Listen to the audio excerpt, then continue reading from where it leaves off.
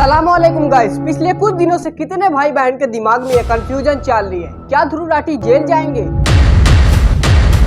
और सबसे ज्यादा इस बात को लेकर खुश हो रहे हैं एलविस यादव के फैन। मैं अब भी एलविस यादव के फैन से ये कह रहा हूँ, भाई कुछ इज्जत नाम की चीज बच भी गई है या वो भी अपने एलविस यादव के चरणों में आपृत कर डाली। आइए आज के इस वीडियो में हम इन सब चीजों को और भी गहराई से देखते हैं।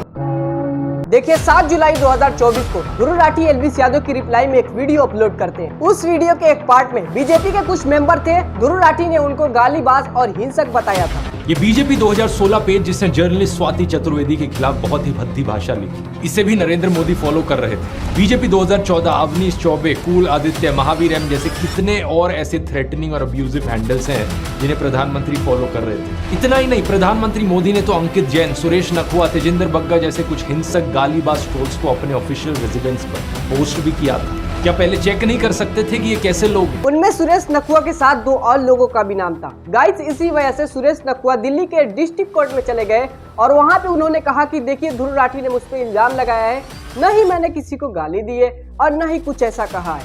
उसके बावजूद भी ध्रुव राठी ने मुझे अपनी वीडियो में गालीबाज और हिंसक बताया है। सुरेश नखवा ने 20 लाख रुपए का डिफेमेशन केस करने का फैसला कर लिया है और वहाँ पे समन भी जारी कर दिया है कोर्ट ने ध्रुव राठी को।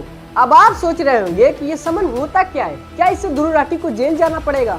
देखिए एग्जाम्पल के तौर पे किसी ने मेरे ऊपर कुछ गलत बोला और मुझे लगता है कि हाँ भाई मेरी इज्जत पे दाग लगी है उस आदमी की टिप्पणी की वजह से। उसके बाद मैं कोर्ट जाऊंगा और जज साहब से कहूंगा कि जज साहब उस बंदे ने मेरे बारे में कुछ गलत बोला है, मुझे डिफेम किया है। तो यहाँ पे कोर्ट वाले क्या करेंगे, उस बंदे को एक नोटिफिकेशन जारी करेंगे जिसने मुझे डिफेम किया है। तो गाइस इसी नोटिफिकेशन को समन कहा जाता है। अगर आप इंडियन लॉज के अनुसार देखते हैं तो डिफेमेशन 2 तरह का केस होता है, एक क्रिमिनल डिफेमेशन केस और दूसरा सिविल डिफेमेशन केस।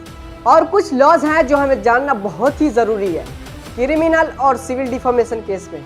अगर आपको किसी ने क्रिमिनल डिफेमेशन केस कर दिया तो आपको कोर्ट में हाजिर होना ही पड़ेगा, लेकिन अगर आपको किसी ने सिविल डिफेमेशन केस किया है तो उस सिचुएशन में क्या होगा, आपको कोर्ट में हाजिर होना जरूरी नहीं है। आपको क्या करना होगा, एक एडवोकेट को पकड़ के उससे रिप्लाई लिखवा के कोर्ट में सबमिट कराना होगा और कोर्ट आपके बिना उपस्थिति के जजमेंट सुना सकता है। चलिए मान के चलते हैं कि ध्रुव राठी के ऊपर सिविल डिफेमेशन केस लगा होगा और उनको 30 दिन का समय मिलेगा सब कुछ सबमिट करने के लिए कोर्ट में। अगर वो 30 दिन के अंदर नहीं कोई रिप्लाई देते हैं, नहीं कुछ करते हैं, क्या होगा, कोर्ट की अगली तारीख पे हाजिर होना ही पड़ेगा। एनीवेज अगर ध्रुव राठी के पास कुछ प्रूफ होगा कि हाँ सच में सुरेश नखवा गाली दी थी या हिंसक थे तो ध्रुव राठी ये केस जीत जाएंगे। लेकिन ये सब बात अगर प्रूफ नहीं कर पाते कोर्ट में तो उनको 20 लाख रुपए देने पड़ेंगे। इसके अलावा सुरेश नखवा एक और अपील की थी कोर्ट से कि मेरे खिलाफ किसी भी प्लेटफॉर्म पे मेरे ऊपर वीडियो बनाने की इजाजत ना दी जाए और ये सब तभी होगा जब ध्रुव राठी केस हार जाएंगे। उम्मीद है आप सब कुछ बहुत अच्छी से समझ गए होंगे, तो डू लाइक एंड सब्सक्राइब। मिलते हैं गाइस नेक्स्ट वीडियो में और आपके लिए लास्ट में एक स्पेशली मेम्स है, उसे देख के जरूर जाइएगा। बहुत बहुत धन्यवाद। Who is your favorite celebrity? Elvish भाई। उसके अलावा कोई बता। अरे एल्विश भाई के आगे कोई बोल सकता है क्या?